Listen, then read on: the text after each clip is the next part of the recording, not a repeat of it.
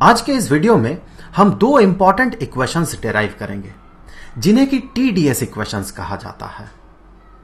वो दो इक्वेशंस आपको यहां दिख रहा है और इन्हें डिराइव करते हुए हम यूज करेंगे मैक्सवेल का थर्मोडायनेमिक रिलेशंस। तो जब हम पहला टीडीएस इक्वेशन को डिराइव करेंगे तो हम मैक्सवेल का सेकंड थर्मोडायनेमिक रिलेशन को यूज करेंगे, और जब हम सेकंड टीडीएस इक्वेशन डिराइव करेंगे तो हम मैक्सवेल का फोर्थ थर्मोडायनेमिक रिलेशन यूज करेंगे। तो मैं यहां पहले ही बता दूं कि किसी एक थर्मोडायनेमिक सिस्टम के जितने भी थर्मोडायनेमिक पैरामीटर्स होते हैं, जैसे कि टेम्परेचर, प्रेशर, वॉल्यूम, एंट्रोपी, इस तरह के जितने भी थर्मोडायनेमिक पैरामीटर्स हो सकते हैं, इंटरनल एनर्जी भी है, उनमें से किसी दो को हम इंडिपेंडेंट मान सकते हैं, इंडिपेंडेंट वेरिएबल्स मान सकते हैं, और बाकी सारे थर्मोडायनेमिक पैरामीटर्स को उन दोनों के फंक्शन में हम रिप्रेजेंट कर सकते हैं।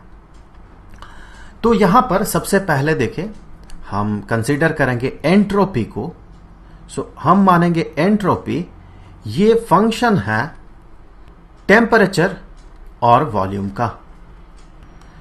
तो हमने टेम्परेचर और वॉल्यूम को दो इंडिपेंडेंट वेरिएबल्स कंसीडर किया, दो इंडिपेंडेंट पैरामीटर कंसीडर किया, और हमने एंट्रोपी को इन दोनों पैरामीटर्स के फंक्शन में रिप्रेजेंट किया। इसी से हम डिराइव कर सकते हैं इस फर्स्ट टीडीएस इक्वेशन को।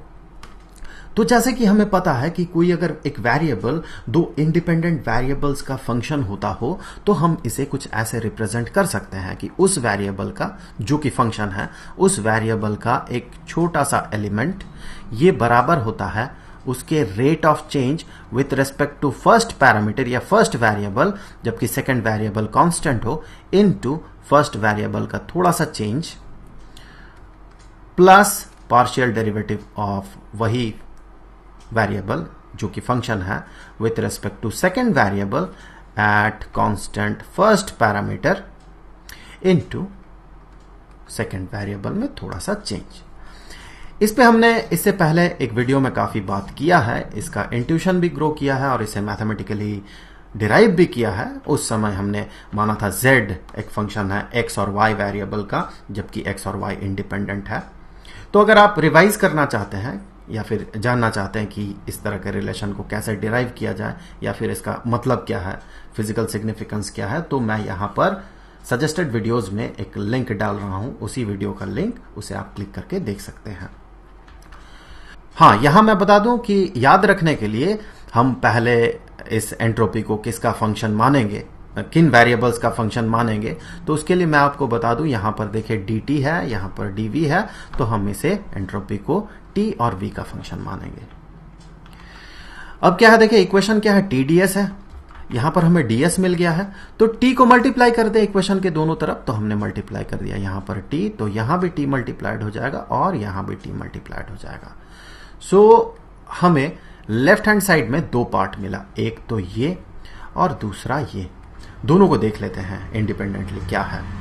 यहां पर फर्स्ट पार्ट जो है, जो फर्स्ट एक्सप्रेशन है, उसमें t और इस 2s को अगर हम मल्टीप्लाई करते हैं, अर्थात टेम्परेचर इंटू ds आप इसे कंसिडर कर सकते हैं, सो t इंटू ds, तो आपको यहां पर मिलेगा किसी थर्मोडायनेमिक सिस्टम में दिया गया जो हीट एनर्जी है वो TDS is equal to delta Q.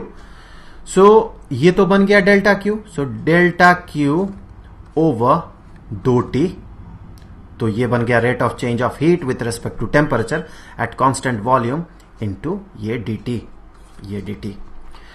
अब इसे देखें, ये क्या है, जैसे कि हमने बात किया है, rate of change of heat with respect to temperature at constant volume. मतलब क्या है इसका कि यूनिट टेम्परेचर चेंज करने के लिए कितना हीट एनर्जी का ट्रांसफर होगा, अर्थात थर्मोडायनेमिक सिस्टम कितना हीट एनर्जी अब्सॉर्ब करेगा अगर टेम्परेचर बढ़ रहा हो, यूनिट बढ़ रहा हो टेम्परेचर एट कांस्टेंट वॉल्यूम, जो कि है CV, molar specific heat at constant volume. हमने यहां पर माना है कि जो सिस्टम हम कंसीडर कर रहे हैं, थर्मोडायनेमिक सिस्टम हम कंसीडर कर रहे हैं, वो 1 मोल का सिस्टम हो। ये ऑब्वियस है, हम इसे मान रहे हैं कि वो 1 मोल का सिस्टम है। तो यहां से हम कह सकते हैं ये है CV और ये dt। तो ये तो बन गया ये पहला वाला एक्सप्रेशन। अब दूसरे वाला एक्सप्रेशन को देखें, यहां पर आप अगर इसे देखें तो आप पाएंगे ये इस एक्सप्रेशन के बराबर है।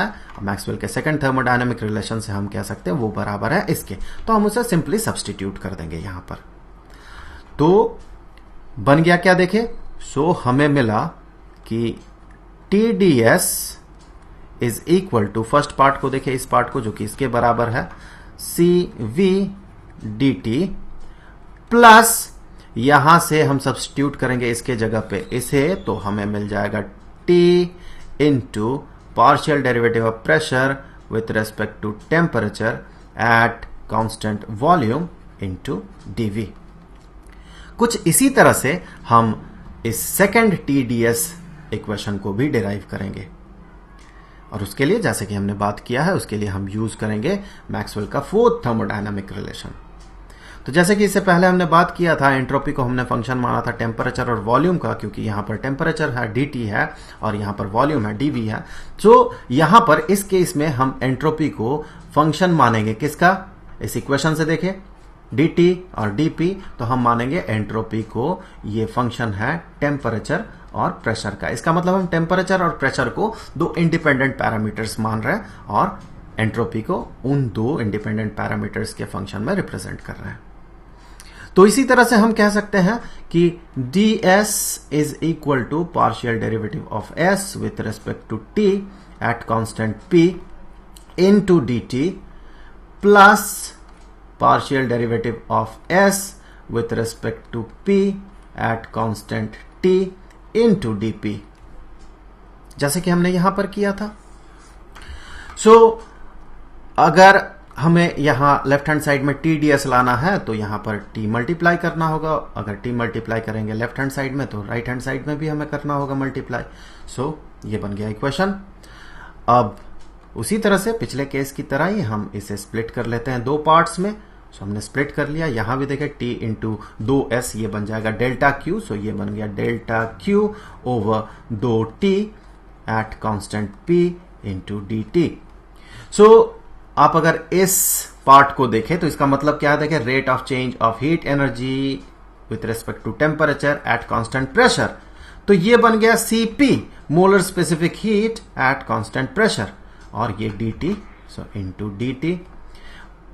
और इसे अगर आप देखें तो ये जो पार्ट है, ये एक्सप्रेशन या ये टर्म मैक्सवेल के फोर्थ थर्मोडायनामिक रिलेशन से हम कह सकते हैं वो इसके बराबर है।